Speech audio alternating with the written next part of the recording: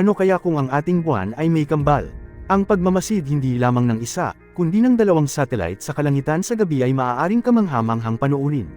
Ngunit paano maapektuhan ng ikalawang buwan ang mga alon ng dagat?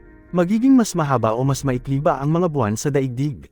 At magkakasalubong ba ang dalawang satellite na ito na magdudulot ng malaking pagsabog? At ito ang mangyayari kung ang daigdig ay may dalawang buwan. Sa kabila ng iniisip mo, ang daigdig ay hindi talaga monogamous. Kasama ng buwan, ang daigdig ay may isa pang kasama na katulad ng buwan, isang maliit na asteroid na umiikot sa paligid nito.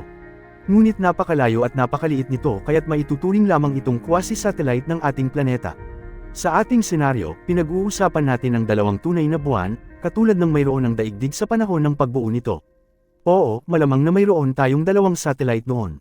Pareho silang nabuo ng bumangga ang isang protoplanet na kasing laki ng Mars sa daigdig at naghiwa-hiwalay sa maliliit na piraso. Kaya ano nga ba ang mangyayari kung ang daigdig ay may dalawang buwan? At ano kaya kung mayroon tayong isa pang buwan na umiikot sa paligid nito?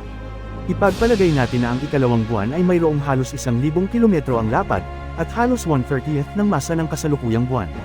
Magiging halos pareho rin ang distansya nito mula sa daigdig. Katulad ng kapatid na satellite na mayroon ng buwan natin 4.5 bilyong taon na ang nakalilipas. Makikita ba natin ang doble na buwan na ito mula sa daigdig? Tiyak, ang ikalawang buwan ay magmumukhang 3 beses na mas maliit. Gayunpaman, ito ay isang kamanghamanghang tanawin. Kasama ng dalawang buwan, magkakaroon ng malalaking alon. Ang bagong buwan ay magkakaroon ng mas maliit na epekto sa pagtaas at pagbaba ng tubig kaysa sa ating buwan, ngunit ang puwersa ng pagtaas at pagbaba ng tubig mula sa parehong satellite ay magdudulot ng mga alon. Sa literal, bagamat ang mga alon ay magiging mas malaki, hindi sila magiging nakapipinsalang malaki. Sa huli, sa palagay ko ay masisiyahan ng mga surfer.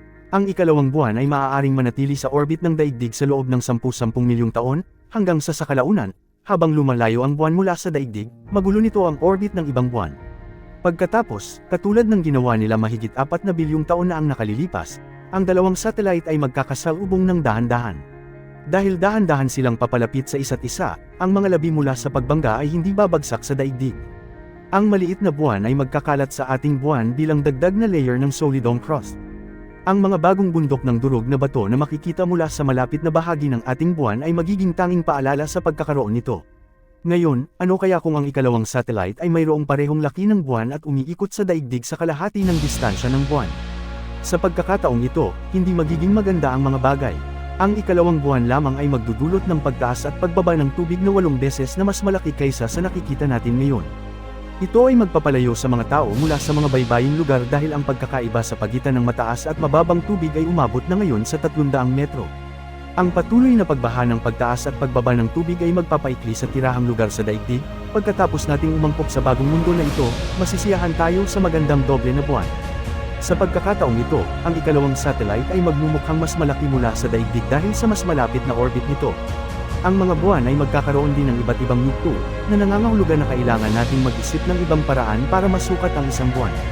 At pagkatapos, may mas masamang balita, ang dalawang buwan ay dahan-daang lalayo sa daigdig at sa kalaunan ay magbabangga sa isa't isa. Ang pagbanggang ito ay magpapadala ng mga labing pabalik sa daigdig. Ito ay magiging isang pag-ulan ng mga meteorite na may napakalaking sukat, at maaaring lubos na sirain tayo. Ang anumang labi na hindi nahulog sa daigdig ay bubuo ng isa pang bagong buwan sa orbit ng daigdig. Sa puntong yun, maaaring magsimulang umunlad ng isang bagong anyo ng buhay na post-tao at maging ang susunod na sibilisasyon ng daigdig. Hanggang dito na lang po, maaari po lamang kayo ay mag-like, i-share at mag-subscribe sa ating channel. Ito ay nagbibigay sa amin ng inspirasyon upang makapaghatid pa kami ng science videos sa wikang Filipino. Hanggang sa muli.